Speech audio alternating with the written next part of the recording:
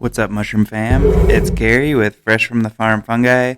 I'm here in Sedalia, Colorado today in cold December, and someone recently reached out to me with a suggestion for a video. They wanted to for me to go through all the different species and fruiting incubation parameters, and I thought that that's a really good idea, but it would probably be a super lengthy video.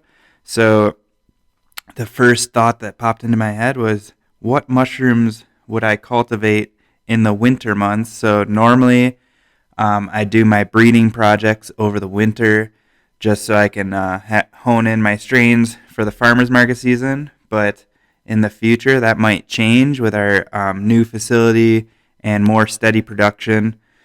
So I figured, what are the top 5 mushrooms to grow during the winter? So to cultivate during the winter months here in Denver, it definitely dips below freezing. So this would be more for an indoor grow that is not subject to extra heating. So a really good strategy to combat some of the heating or cooling costs in the heat of summer or in the dead of winter is to rotate your crops to mushrooms that can withstand that heat. So before we get started, I just wanted to ask everyone to give us a thumbs up. Our channel's growing pretty rapidly, and I love doing these videos. So we're trying to spread the word all across the world now, which is pretty crazy. But give us a thumbs up. Subscribe if you're a new follower. And if you're looking forward to more mycology videos like these. All right, so I like to throw in a little trivia these days. So what is the lowest temperature ever recorded in North America? All right, think about that one. All right, so back to top 5 mushrooms to cultivate during the winter. The number 1 mushroom I would suggest, possibly the most cold tolerant strain, definitely the most cold tolerant that we grow, is the enoki mushroom. So enoki, also known as enokitake or the velvet foot mushroom, it naturally grows in high alpine regions like here in Colorado. So you can even forage late into February and find enoki sometimes. So they're resistant to freezing. They're pretty slow growing, but one of my favorite ways to grow enoki mushrooms are like in this picture where I have the tops fruiting inside the bag, and if you want to create a really elongated stem, just cut a tiny little slit in the bag, let them pin in vitro, and then by the time they're ready to harvest, you just peel that bag back, harvest them, and then you can put the block in the fruiting room for a second or even third flushes I've gotten before. One thing you want to be careful with these ones is if you're doing the bag in the bag grow, you want to make sure that when you're pressing your grow blocks together after you inoculate them, I like to press that plastic down against the substrate so that the sides of the bag on the inside are clean, and then when they pin, they won't get any of that debris on them. So a little pro tip there for growing enoki, just make sure the insides of those blocks are nice and clean before you put them in the fruiting room. But I've fruited them out at like 45 degrees in my basement, just pulling in air from the outside, and then I've even seen them afterwards taking a spent block, throwing it outside in February, and a couple weeks later, if we get a warmer day or something, I'll go out there, see a bunch of pins, and get another flush. So very nice to grow in the winter, and pretty resistant to freezing.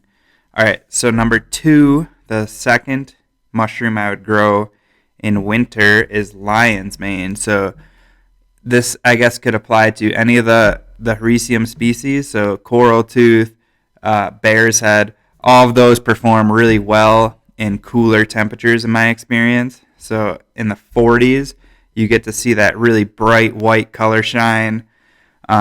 and they are a little bit slower than when growing them in the summer, but they get a really nice bright white appeal.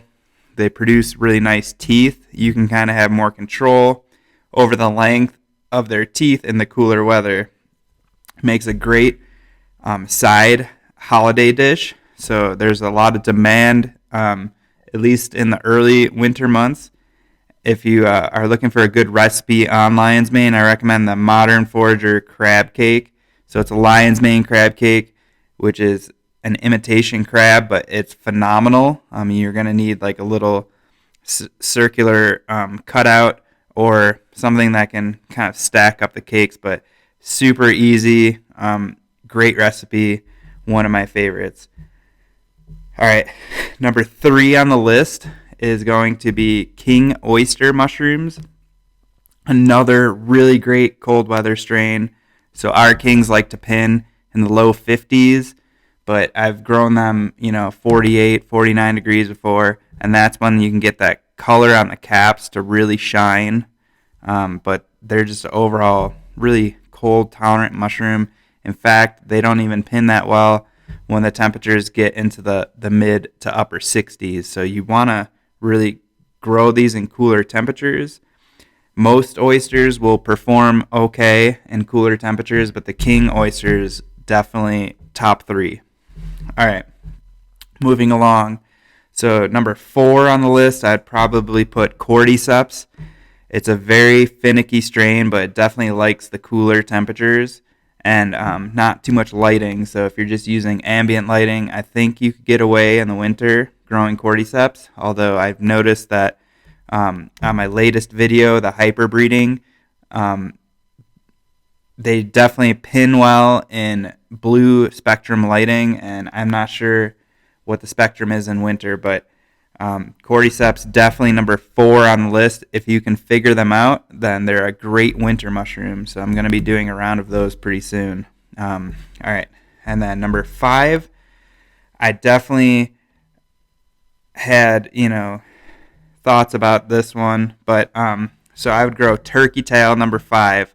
It's a long time to cultivate turkey tail mushrooms, but they're great for making teas, and it's a great space filler in the down season. Very low maintenance to grow turkey tail. You just cut a slit in it and wait 6 months. So it's a really great winter mushroom.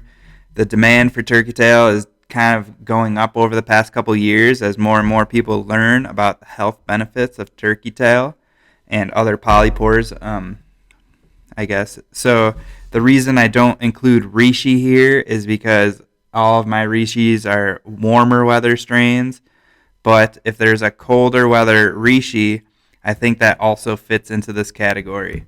So top 5 mushrooms I would grow in winter: enoki. They can withstand freezing, probably the most cold tolerant. Then I would do lion's mane. It can, handle temperatures in the 40s. King oysters does really good in the 50s. Cordyceps, turkey tail, and a cold weather reishi are really great winter mushrooms because they take a long time. They perform well in the cooler temperatures, and they're pretty low maintenance. All right, guys.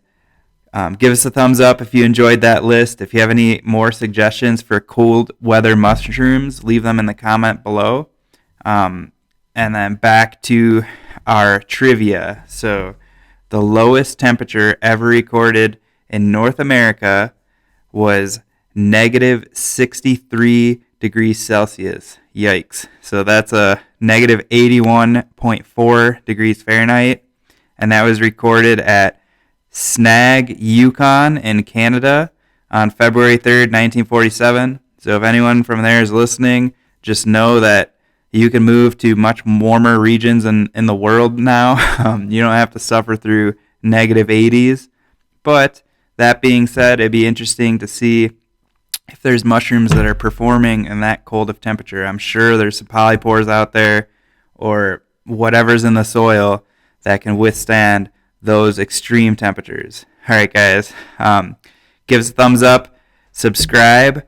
Check out our Etsy. We just loaded some fresh new strains over the holiday. And and I'm going to be back in Denver this coming week. So I'm going to be doing some more liquid cultures, definitely diving into our breeding project. I haven't checked on those spore prints yet, but or the spore streaks, I mean, but those should be popping. So I'll keep you guys updated on all of that.